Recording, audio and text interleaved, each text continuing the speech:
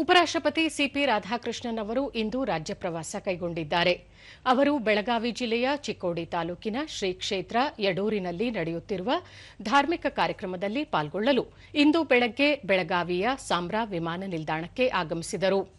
ಅವರನ್ನು ರಾಜ್ಯಪಾಲ ಥಾವರ್ಚಂದ್ ಗೆಹ್ಲೋಟ್, ಜಿಲ್ಲಾ ಉಸ್ತುವಾರಿ ಸಚಿವ ಸತೀಶ್ ಜಾರಕಿಹೊಳಿ, ರಾಜ್ಯಸಭಾ ಸದಸ್ಯ ಈರಣ್ಣ ಕಡಾಡಿ, ಮೇಯರ್ ಮಂಗೇಶ್ ಪವಾರ್, ಪ್ರಾದೇಶಿಕ ಆಯುಕ್ತೆ ಕೆಎಂ ಜಾನಕಿ, ಜಿಲ್ಲಾಧಿಕಾರಿ ಮೊಹಮ್ಮದ್ ರೋಷನ್ ಉಪರಾಷ್ಟ್ರಪತಿಗಳನ್ನು ಸ್ವಾಗತಿಸಿದರು.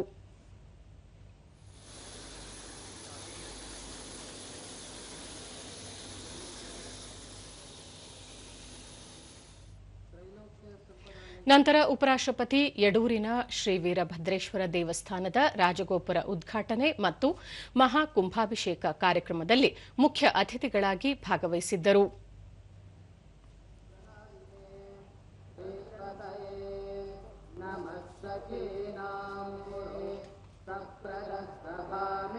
ಮಹಾಸನ್ನಿಧಿಯವರಿಂದ ಆಶೀರ್ವಾದ.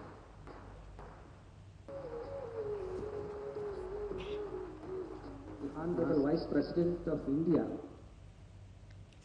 ಈ ವೇಳೆ ಮಾತನಾಡಿದ ಉಪರಾಷ್ಟ್ರಪತಿ, ಭಾರತ ಆಧ್ಯಾತ್ಮಿಕ ಪರಂಪರೆಯ ನೆಲವಾಗಿದೆ. ಸಿಂಧೂ ಕಣಿವೆಯಿಂದ ಕನ್ಯಾಕುಮಾರಿಯವರೆಗೆ ಮುಂದುವರೆದ ಪ್ರಜ್ಞೆಯ ಹರಿವಾಗಿದೆ. ಭಗವದ್ಗೀತೆ ಆಧ್ಯಾತ್ಮಿಕ ಸಂದೇಶ ನಮ್ಮನ್ನು ಧೈರ್ಯದಿಂದ ವರ್ತಿಸಲು, ನಂಬಿಕೆಯಿಂದ ಶರಣಾಗುವುದಕ್ಕೆ ಪ್ರೇರಣೆಯಾಗಿದೆ ಎಂದು ಹೇಳಿದರು. ವೇದಗಳ ಜ್ಞಾನವನ್ನು ಪರಿಸದ ಭೂಮಿ ನಮ್ಮದಾಗಿದ್ದು, ಹಿಂದೂ ಧರ್ಮ ವಸುದೈವ ಕುಟುಂಬಕಂ ಎನ್ನುವ ಪ್ರಜ್ಞೆಯನ್ನು ನಮ್ಮಲ್ಲಿ ಮೂಡಿಸಿದೆ. ಎಲ್ಲರನ್ನೂ ಪ್ರೀತಿಸುವ, ಆದರಿಸುವ ಮಾನವೀಯತೆ ನಮ್ಮಲ್ಲಿದೆ ಎಂದರು. ಸಹೋದರ ಸಹೋದರಿಯರೇ, ಚೆನ್ನಾಗಿದ್ದಾರಾ? With the blessings of the God, I am sure there are good days for all of us.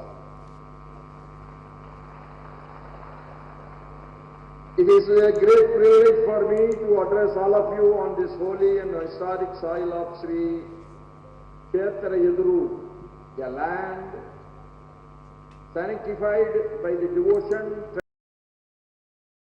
spiritual heritage. I appreciate the respected Swamigal of Veerasaiva Mad for organizing this revival festival.